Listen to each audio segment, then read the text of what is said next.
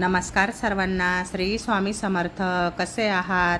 सगळ्यांना आजचा दिवस आनंदाचा आणि आरोग्यदायी जावोत ही स्वामींचरणी प्रार्थना. तर संध्याकाळच्या वेळेस बघा वाजले 12 रात्रीचे आणि मंदिराच्या कळसाचं बघा लाईटिंग खूप छान लावली आहे. विठ्ठल रुक्मिणी मंदिराचा वर्धापन दिवस आहे ना 2 दिवसानंतर, त्यामुळे मस्त लाईटिंग वगैरे सगळी छान अशी तयारी चालू आहे आणि माझं पण दुकानात काम चालू आहे. आणि आज जो दादा आला ना तर त्याच्याकडनं मी हे अस्तर घेतले होते. तर अस्तर पण आहे ना प्रत्येक कलरचे आणि प्रत्येक व्हरायटीचे अस्तर ठेवायला लागतात, कारण की अचानक कस्टमर जर आलं, अर्जंटचं जर ब्लाऊज आलं तर एका अस्तरसाठी बाहेर जावं लागतं घ्यायला. त्यासाठी आपल्या हातात जर अस्तर जर असेल ना तर पटकन ब्लाऊज पण शिवून होतं आणि इकडे तिकडे जाण्याचं काही काम नाही पडत. अस्तर फॉल मी दर सोमवारी तो दादा येतो ना तर त्याच्याकडनं घेत राहते. जे कलर शिल्लक आहे ना तर ते बघून घेते आणि जे कलर पाहिजे ना आपल्यांना तर ते कलर घेते. काही थोडेफार इकडे तिकडे होतात, कलर चेंज होतात, पण मग तरी पण थोडंफार ॲडजस्ट करून आणि आपल्यांना ब्लाऊज शिवायला सोपं पडतं मग. आणि प्रत्येक वेळेस एक एक अस्तर घ्यायला कधी जायचं आणि कोणाच ब्लाऊज शिवायचं असं होऊन जातं. मग त्यामुळे आपल्या हाताशी जर अस्तर फॉल सगळं जे ब्लाऊजला जे मटेरियल लागतं ना ते जर असेल ना तर आपण ब्लाऊज पाहिजे तसंच शिवू शकतो आणि पाहिजे तसं आपल्याला डिझाईन पण बनवता येते. मी ना काही ठराविक जे ब्लाऊज आहे ना तर त्यांच्यासाठी मी तागे घेतलेले आहे. तर ताग्यांमध्ये पण आहे ना मस्त छान परवडतो तागा. आणि 3/4 जर बाही जर टाकायची असेल ना तर आपल्याला हे छोट्या कट पीसमध्ये 3/4 बाही बसत नाही आणि आता तर जास्तच 3/4 बाहीची हे चालू आहे. त्यामुळे मग मला जास्तीत जास्त मी तागे भरून ठेवले आणि हे जे कट पीस आहे ना ते हे सर्व या कप्प्यामध्ये ठेवलेले असतात. फॉल आणि कट पीसचे अस्तर आणि तागे साईडला ठेवलेले. पण 8-10 दिवसापासून मी एक पण अस्तर पण काढलेलं नाही आणि फॉल पण काढलेलं नाही. ज्या माझ्याकडे हुका लावतात ना त्या ताई, तर त्या ताई प्रत्येक ब्लाऊजचं मॅचिंग अस्तर आणि प्रत्येक साडीचा फॉल असं काढून ठेवतात.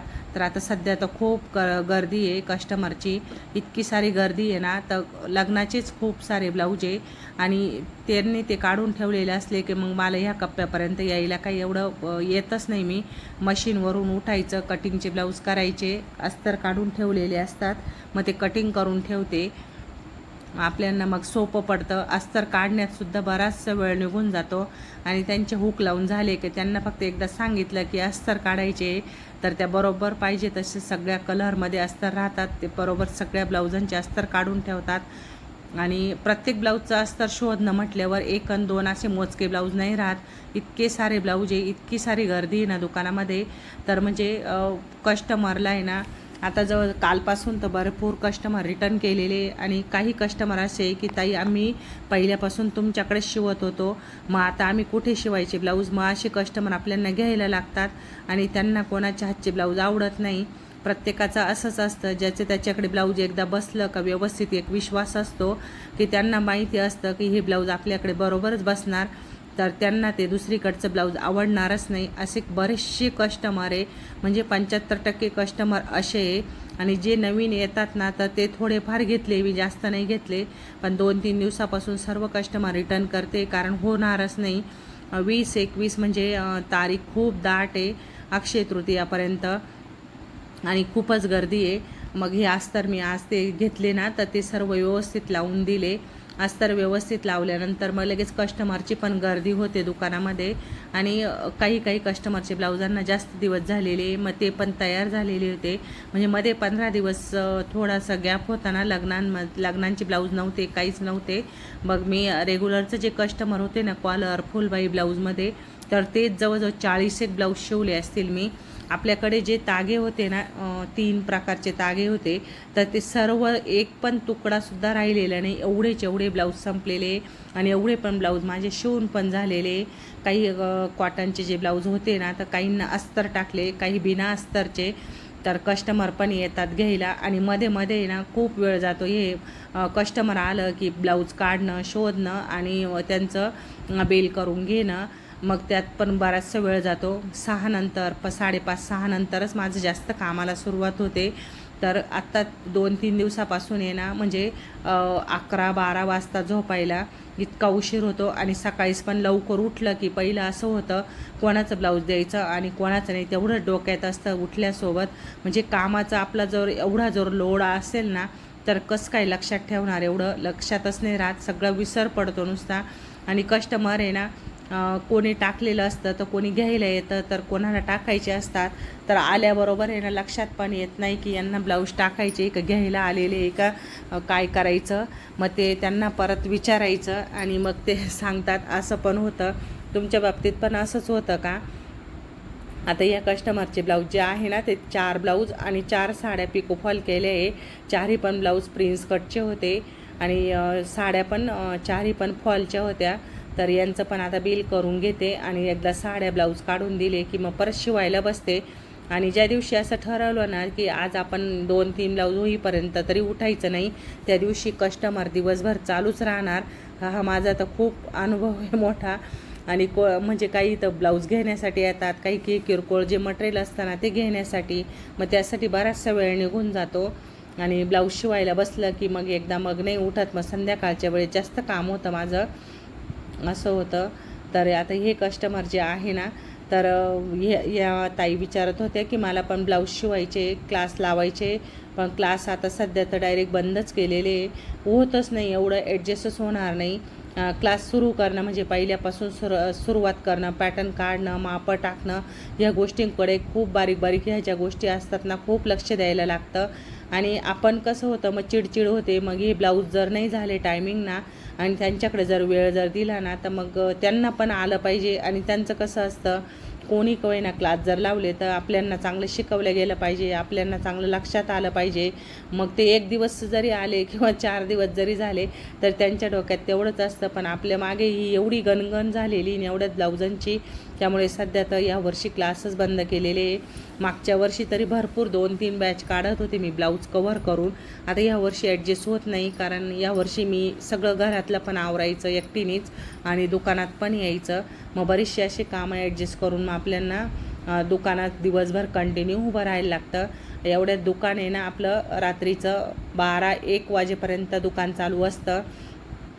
सगळेजण म्हणजे इथं कसं गाव जवळ आलं, घर पण आमचं अगदी जवळ आहे ना, त्यामुळे काहीच वाटत नाही. किती का वेळ जरी थांबलं तर काही भीती वाटण्याचं काहीच कारण नसतं. एकदम जवळ घर आणि रोडलाच खेटून दुकान, आणि भरपूर वेळ समोरचे पण बरेचसे असे दुकान पण चालू असतात. आणि ये जात असे रोड तर चालूच असतो. आणि आता त्यानंतर हे सगळं आवरल्यानंतर मी आता ब्लाऊज कटिंगला घेते. आपण दिवसभर आहे ना कितीही ब्लाऊज शिवले ना, तरी पण कटिंग ही संध्याकाळची करूनच ठेवायची. कारण एखादा 2 ब्लाऊज जरी शिल्लक असेल तर आपण ती कटिंग करून ठेवलेली ब्लाऊज असतात ना, तर सकाळीच किती लेट या दुकानामध्ये तरी आपण ब्लाऊज जर हातात घेतलं तर ब्लाऊज पटापट होतात. तर हा माझा स्वतःचाच अनुभव आहे. मी पहिल्यापासून म्हणजे बऱ्याच दिवसापासून मी ब्लाऊज रात्रीचेच कटिंग करते. रात्रीचे ब्लाऊज कटिंग करून ठेवले की सकाळीच आपल्याला कितीही काम असलं किंवा नसलं तरी 12 वाजतातच दुकानात जायला. म्हणजे मी काय करते, दुकान उघडून देते सकाळी 9:30 ते 10ला दुकान उघडलं की त्यानंतर सर्व दुकान वगैरे आवरून आणि मग येता जाता बाकीची राहिलेली किरकोळ कामं करते. आणि म्हणजे 11:30-12लाच मी दुकानात जाते, एवढा वेळ लागतो. तोपर्यंत कस्टमर मध्ये मध्ये जरी आलं तरी ते कस्टमर पण बघायचं. म्हणजे 12 वाजता काही दुकान उघडत नाही, आधी दुकान उघडलेलं असतं. पण मग सगळ्यांचं कसं, सगळ्यांना माहिती आहे, 75% कस्टमरला असं माहिती आहे की घर आणि दुकान आमचं एकदम जवळ आहे. म्हणजे तेवढं तर काही टेन्शन नाही आहे. कस्टमर आलं बी गेलं बी तरी आपलं घरातलं पण काम होतं थोडंफार आणि दुकानातलं पण होतं.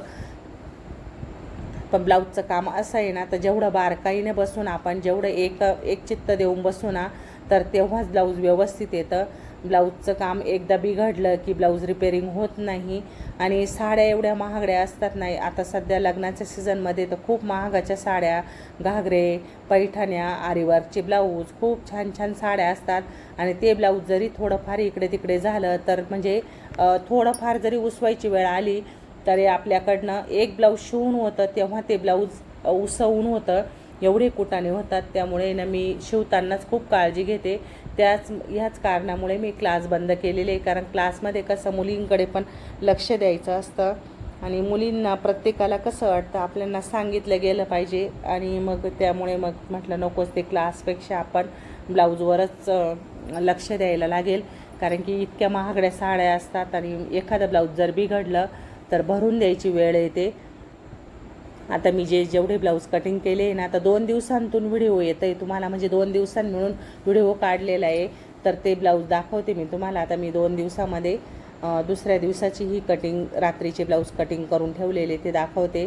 तर हे जे तिघचे ब्लाऊज आहे ना, तर ते एकाच कस्टमरचे आणि प्रिन्स कट ब्लाऊज आहे. एक ब्लाऊज हाफ स्लीव्जमध्ये आणि 2 जे ब्लाऊज आहे ना तर 3/4मध्ये.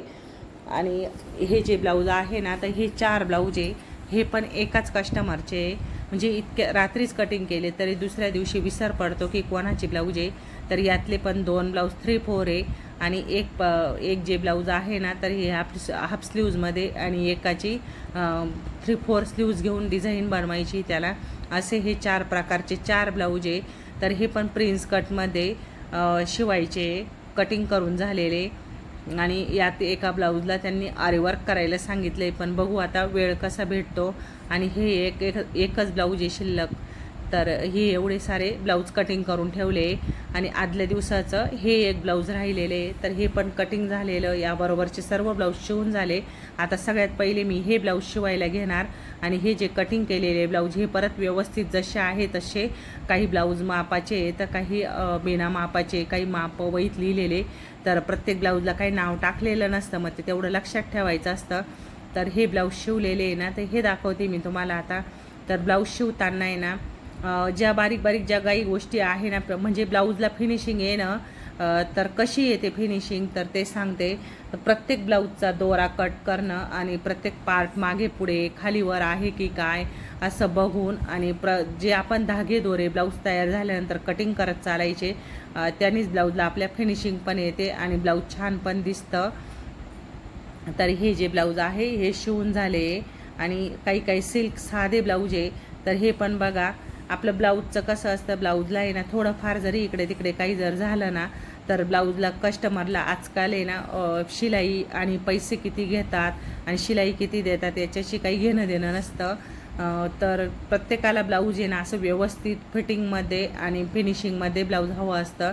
त्यामुळे ब्लाऊज शिवताना ब्लाऊजवर जास्त ज्यावेळेस आपण मन लावून फोकस करून ज्यावेळेस ब्लाऊज शिवू ना, त्याच वेळेस ब्लाऊज व्यवस्थित येतं. तर आता हे ब्लाऊज तयार, असे भरपूर सारे ब्लाऊज दिवसभरात माझे 8 ते 9 ब्लाऊज तयार होतात. पण काही ब्लाऊज लगेच हुका लावून दिल्या जातात आणि काहींचे ब्लाऊजचे व्हिडिओ काढते आणि काहींचे काहीच जमत नाही व्हिडिओ काढण्यासाठी. तर हे पण ब्लाऊज बघा, हे पण आहे ना, याला बाहीला पाईपलेस टाकलेली आहे, पुढच्या साईडला हुका टाकले आणि बॅक साईडला बटन नॉड टाकलेली त्याला 3/4 स्लीव्जमध्ये. तर असे भरपूर सारेसे काही जे ब्लाऊज आहे ना तर ते दिले गेले. त्यांचे काही व्हिडिओ वगैरे काढले नाही, वेळच भेटत नाही. मोबाईल लावणं आणि दुकानात एवढी गर्दी ना, ते मोबाईलचं स्टँड ठेवणं, मोबाईल लावणं, आणि कस्टमर जर समोर येऊन जर उभं राहिलं तर त्यांचं म्हणणं काय असतं, आम्ही एवढं काही गडबडीत येतो आणि ह्या मोबाईलमध्ये मोबाईल बघत बसल्या किंवा असं होतं. पण त्यांना काय माहिती, आपल्याला व्हिडिओचं काम असतं, मोबाईल असा हातात घ्यायला वेळ नसतो. आणि हे जे दोघं ब्लाऊज आहे ना, हे दोघं पण सारखेच ब्लाऊज शिवले. आज काय झालं, एका कस्टमरचं इतकं छान डिझाईनचं ब्लाऊज शिवलं आणि शिवताना म्हणजे 4 वेळेस फोन केला की ब्लाऊज एकदम छान शिवा, आम्हाला लग्नात घालायचे. तर खूप असं आधीच खूप सांगितलं. मग आपल्याला शिवताना असं वाटतं नको बाबा, साधं शिवल्यापेक्षा आपण काहीतरी वेगळं शिवू. तर पुढच्या साईडला मी प्रिन्स कट टाकलेलं होतं, बॅक साईडला बोटनेकसारखा आकार घेतलेला होता, पण त्याचा व्हिडिओच काढला नाही मी. इतकं सुंदर, आणि बॅक साईडला असा मटका गळा टाकून आणि मध्ये पाईपलेस टाकलेली होती. पण कस्टमर आल्यानंतर म्हणे मला ही डिझाईनच नाही आवडली. असं पण काही कस्टमर भेटतं. तर तुमच्या बाबतीत पण असंच होतं का?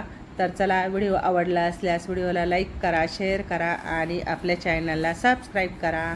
चला, भेटूया अशाच नवीन व्हिडिओमध्ये. तोपर्यंत सर्वांना श्री स्वामी समर्थ.